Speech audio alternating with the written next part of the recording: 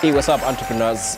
This video is specifically for you. And if you are in the space of entrepreneurship, whether it's social entrepreneurship or you're running profitable companies or for-profit companies, or you are looking forward to creating things that maybe are in the social entrepreneurship space, and you're looking forward to creating partnerships with bigger brands, organizations, and thriving your mandate forward and gaining access to resources, networks that can help you prosper your project.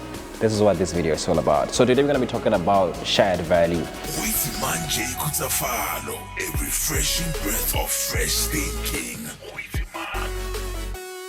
Shared value to me, and I think for Barclays as well, comes from doing well and doing good at the same time. So can we build the company, deliver products and services, make a profit, but at the same time build value for the rest of the community? And sometimes that value is going to be commercial value, and sometimes it will be value in terms of community and cohesive value at the same time, i.e. reducing risk in the community.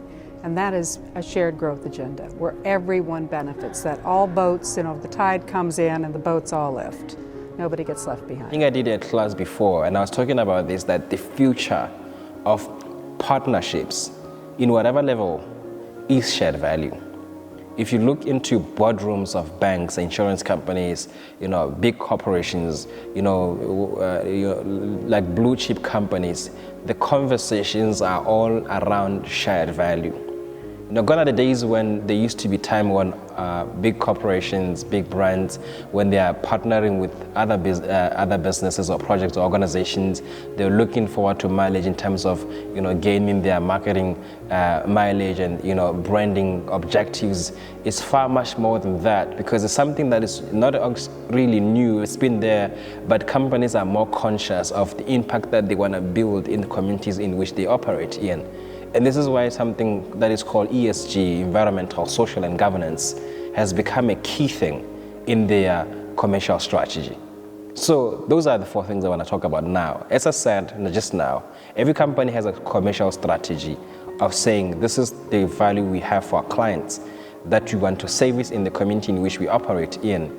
But we also have the obligation of saying, in the same wave of creating this profit and this impact, there is the social responsibility as a company to make sure that we are improving the communities that we are existing in.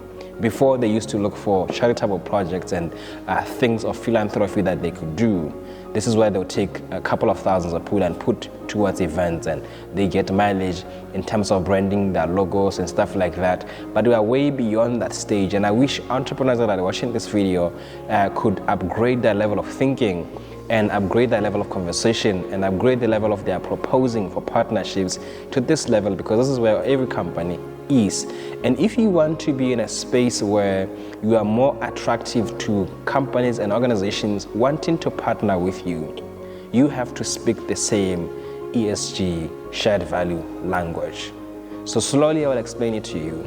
Now, shared value is how do we create a win-win-win situation for all of us. For me as a big corporation that's partnering with you, for you as the person that's running this project, and for the person that we are innovating for. So I say this because I've had an experience where I went to meet one of the richest business people in this country. He's running a retail store that is in almost every corner of this country. I think by now you already know who I'm talking about. And I said to this man, hey man, this is in 2013. I have this NGO, and we want to run a project where we want to donate food to different communities in different parts of the country. And he asked me a simple question, and he said, he asked me, he said, so what is my benefit in that? And I said to him, when we get into the radio, we're going to talk about you, we're going to put your logo on our stuff, and then we'll tell everyone these things are from that guy. And for me, that was like the value that he's getting, the mileage. So my mind told me, if I'm on air and I say we're sponsored by this guy, that is like a thing for him. I didn't know this same guy in the same radio station where I was going to speak, he has a program that he has sponsored. He's got ads that are playing all throughout. This guy is known by everyone who I will be wanting to talk to about this guy. He doesn't need me to put his name in the platform. He doesn't need his brand to get out there because he's got a full budget that is being run by his agency and marketing and branding. They're doing okay with that. So he said to me, so why do I need to give you this food and you will be the one who's taking it to the community? Why don't I just take it to the community directly myself? Because there's less effort in that, but there's much more impact in that regard. And that is the time when I learned something. That sometimes when we propose to say we want to partner with this bank or we want to partner with this company, we want to partner with this organization, we don't think about their beneficiation as something that they deserve to get.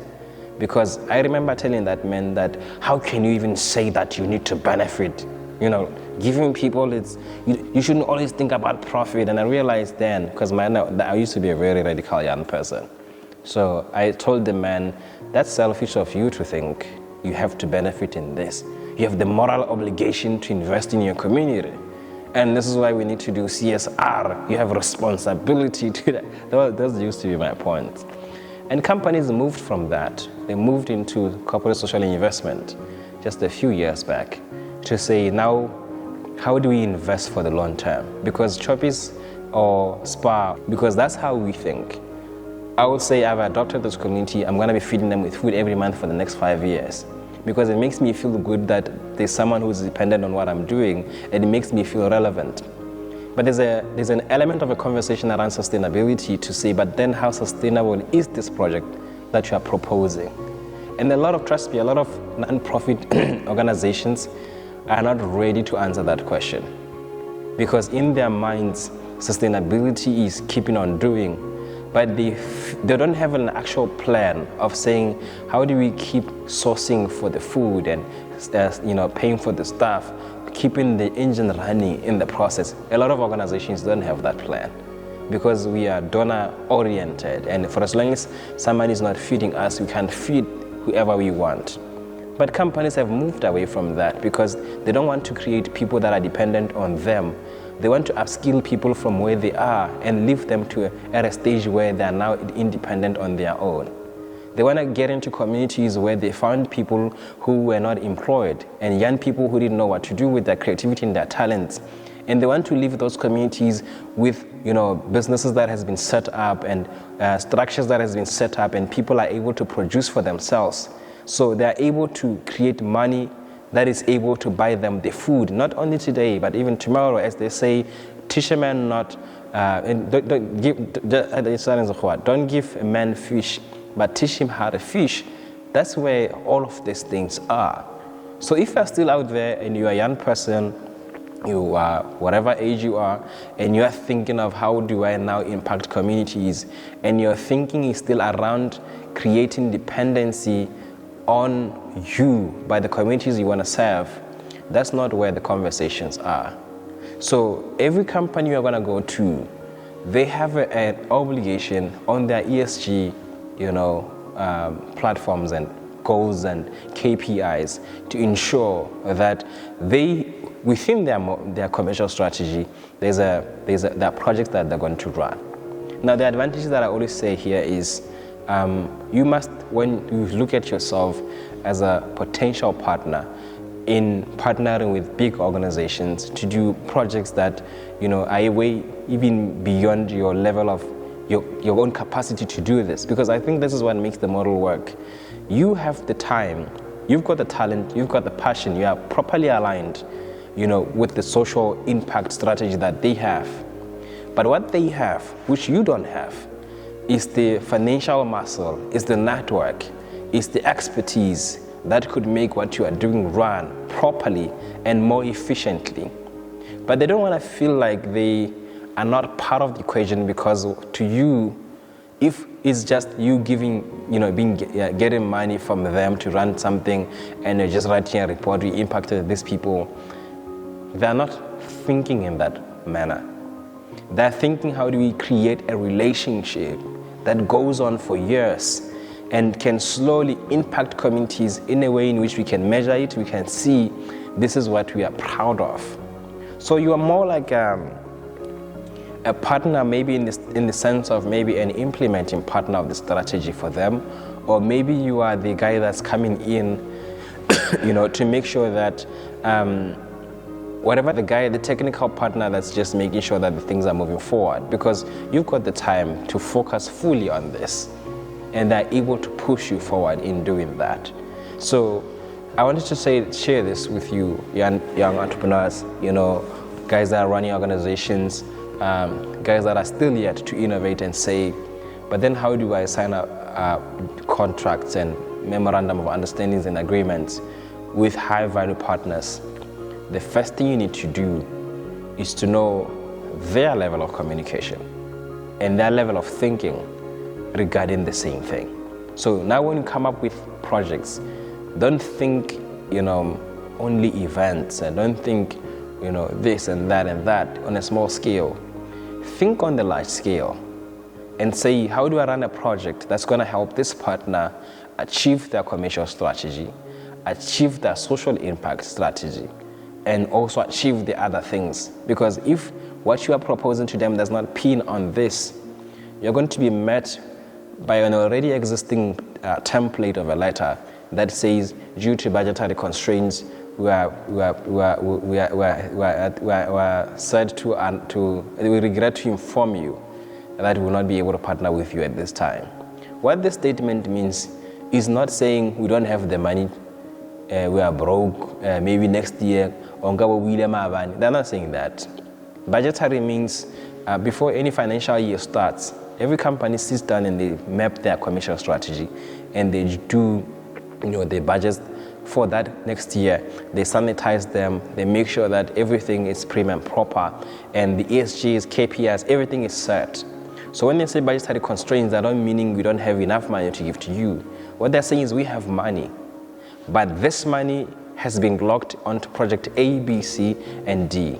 So if you don't align with all of that, you are highly likely going to get a regret from them, because you're not aligned with what they want to achieve. So if you are out there and you're working on projects that you want to do, the first thing you want to do is find out where are the people that you are talking to, where is their minds at, and where's their heart at this year. And they're always happy to share this information with you. So this is why networking dinners are very important. For those of you who've been asking yourself the questions, where will they spend 300,000 pula in a night just to come and drink together, eat together, and hang around, take pictures on red carpets? Those platforms is where these conversations are taking place. So when you network with the people, you are finding out for them, what are you looking at this year? And they'll tell you, they're always happy to tell you and happy to share, this is where our commercial strategy is. And when they host events and conferences, they always present this. When you read newspapers, most companies, most brands, they put their commercial strategy out there. It's not a secret. Everybody knows this is where we want to achieve. Even their competitors, they know each other. This is where we want to go, because it's not a competitor brand thing, it's an industry thing. Say banking as an industry it knows where it has to go. So all the players in this field, they know how they want to drive this forward. Whether you go into insurance, they're all moving forward in the same space. Whether you are this, that, they're all moving forward. So this is why you have networking sessions where all of these guys are there and they're happy to work. But the opportunity that exists is for guys like you that can come in with the ideas and intellectual property and the time and the energy that can contribute to what's already on their table. Because between you and them, who has got the biggest risk in losing the finance that they already have and the resource that they already have? It's them. But if you show yourself approved by coming with a thought and the reasoning that shows that you understand where they stand, you understand where they are now, and understand where they are going, and you prove without any reasonable doubt that your idea, your IP, whatever you're coming up with is something that is contributing to what they're going to do, trust me, you're going to shake a lot of hands with a lot of people that feel there's value in what you're proposing. Goitsemang J, Khutsafalo, a refreshing breath of fresh thinking.